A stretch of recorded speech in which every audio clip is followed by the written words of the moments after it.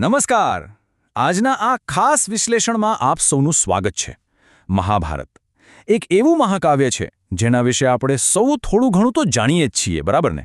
અર્જુન, ભીમ અને કર્ણ જેવા મહારથીઓની વાતો તો આપણે ઘણી સાંભળી છે. પણ આજે આપણે એક એવા પાત્રની વાત કરવાના છીએ જે કદાચ મહાભારતનો સૌથી મોટો પણ અજાણ્યો નાયક છે.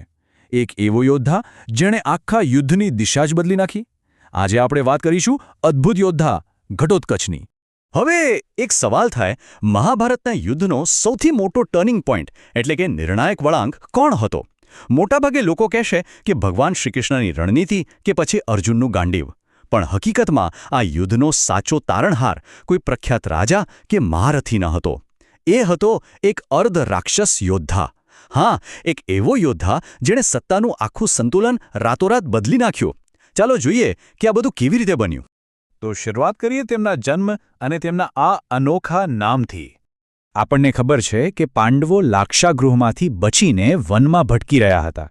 ત્યારે ભીમનો સામનો હિડિંબ નામના એક રાક્ષસ સાથે થાય છે. ભીમ તેનો વધ કરે છે અને ત્યારબાદ તેની બહેન હિડિંબા સાથે ભીમના લગ્ન થાય છે. આ બંનેના સંયોગથી એક બાળકનો જન્મ થાય છે. પણ હવે રસપ્રદ વાત એ છે કે આ બાળકનું નામ ઘટોત્કચ જ કેમ પડ્યું?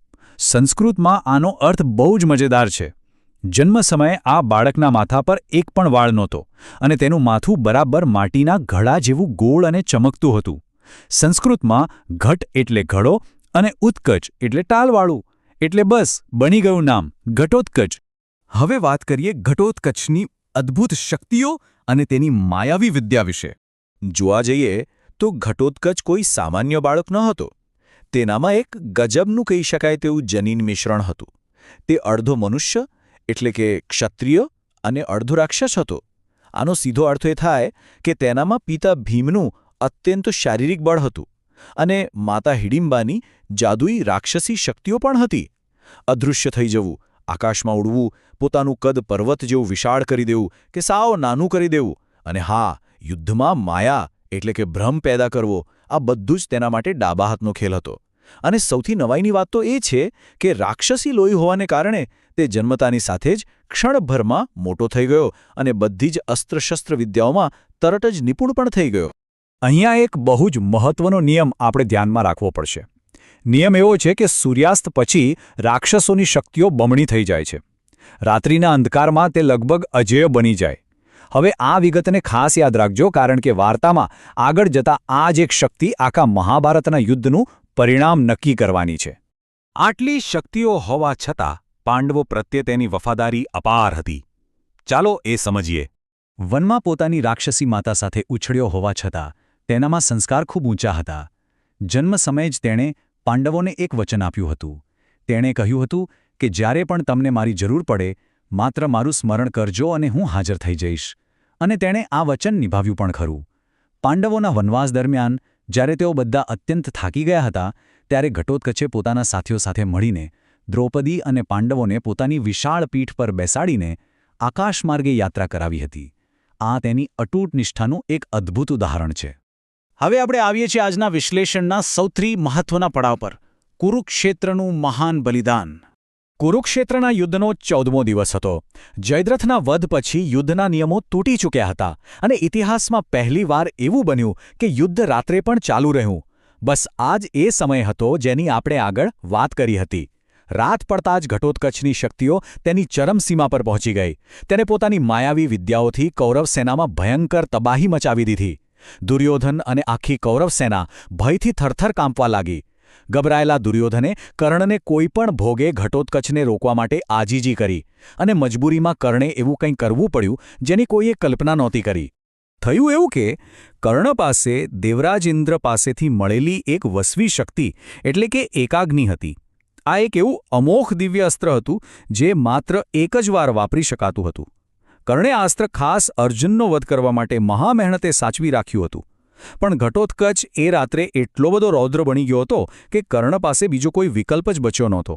જો તે ઘટોત્કચને નહીં રોકત તો તે જ રાત્રે આખી કૌરવ સેનાનો નાશ થઈ જાત. આથી કોઈ ઉપાય ન રહેતા કર્ણે અર્જુન માટે સાચવેલું એ અમૂલ્ય અને એકમાત્ર અસ્ત્ર ઘટોત્કચ પર ચલાવવું પડ્યું. એ અમોઘ શક્તિ વાગતાની સાથે જ ઘટોત્કચનું મૃત્યુ નિશ્ચિત થઈ ગયું, પરંતુ મરતી વખતે પણ તેણે એક અદ્ભુત રણનીતિક કૌશલ્ય બતાવ્યું. જ્યારે તે આકાશમાંથી નીચે પડી રહ્યો હતો ત્યારે તેણે પોતાના શરીરને એટલું બધું વિશાળ બનાવી દીધું કે તેના વજન નીચે દબાઈને કૌરવ સેનાના હજારો સૈનિકો એટલે કે આખી એક અક્ષૌહિણી સેના કચડાઈને મરી ગઈ. જરા વિચારો, મૃત્યુની ક્ષણે પણ શત્રુઓને આટલું મોટું નુકસાન પહોંચાડવું, આ ખરેખર અકલ્પનીય છે. આ ઘટના પછી ભગવાન શ્રીકૃષ્ણની એક માસ્ટર સ્ટ્રેટેજી એટલે કે એક નિર્ણાયક વ્યૂહરચના સામે આવે છે. આ હૃદયદ્રાવક ઘટના પછી યુદ્ધના મેદાન પર એક બહુ જ આશ્ચર્યજનક વિરોધાભાસ જોવા મળે છે. એક તરફ ઘટોત્કચના અવસાનથી ભીમ અને આખી પાંડવ સેના ઊંડા શોકમાં ડૂબેલી છે. ભીમ વિલાપ કરી રહ્યો છે, પણ બીજી તરફ ભગવાન શ્રીકૃષ્ણ આનંદથી નાચી રહ્યા છે. તેમના ચહેરા પર એક અલગ જ ખુશી છે. હવે સ્વાભાવિક છે કે આપણને પ્રશ્ન થાય કે આવું કેમ? એક યુવાન અને વફાદાર ભત્રીજાના આવા કરુણ મૃત્યુ પર શ્રીકૃષ્ણ જેવા સંવેદનશીલ ભગવાન કેમ ઉજવણી કરી શકે? આશ્ચર્યચકિત થઈને જ્યારે અર્જુને શ્રીકૃષ્ણને આનું કારણ પૂછ્યું ત્યારે તેમણે જે સમજાવ્યું તે આખી રમતનો નિચોડ હતો. તેમણે કહ્યું કે જો આજે ઘટોત્કચે પોતાનું બલિદાન ન આપ્યું હોત તો કર્ણાએ તે અમોઘ શક્તિનો ઉપયોગ સીધો અર્જુન પર જ કર્યો હોત અને એ સંજોગોમાં અર્જુનનું મૃત્યુ નિશ્ચિત હતું. એટલે કે ઘટોત્કચ એક અલ્ટિમેટ કવચ બનીને આવ્યો. તેણે પોતાના પ્રાણ આપીને અર્જુન અને આખા પાંડવ પક્ષનું ભવિષ્ય સુરક્ષિત કરી લીધું. એટલા માટે જ આપણે કહી શકીએ કે તેનું આ બલિદાન મહાભારતના યુદ્ધનો સાચો અને નિર્વિવાદ ટર્નિંગ પોઈન્ટ છે. તો આ બધા પરથી આપણે આ અમર શહીદના ચારિત્ર્યનું શું મૂલ્યાંકન કરી શકીએ? ઘટોત્કચ ભલે રાક્ષસ કુળનો હતો, પરંતુ તેણે હંમેશા ધર્મ અને સત્યનો જ સાથ આપ્યો. તેનામાં રહેલા ઉચ્ચ સંસ્કાર અને ધર્મના પક્ષે લડવાની ભાવના તેને એક મહાન યોદ્ધા બનાવે છે. અંતે એક વિચારવા જેવો પ્રશ્ન ઊભો થાય છે. શું સાચી મહાનતા કોઈના જન્મ અને કુળથી મળે છે કે પછી તેના કર્મ, વફાદારી અને બલિદાનથી? ઘટોત્કચે સાબિત કરી દીધું કે કુળ ગમે તે હોય, તમારા કર્મો જ તમારી સાચી ઓળખ બનાવે છે. આશા છે કે આજના આ વિશ્લેષણ દ્વારા મહાભારતના આ અદ્ભુત નાયક વિશે જાણીને આપ સૌને કંઈક નવું જ ચોક્કસ શીખવા મળ્યું હશે. આવા જ રાસપ્રદ વિશ્લેષણ સાથે આપણે ફરી મળીશું. ત્યાં સુધી વિચારતા રહો અને નવું જ જાણતા રહો.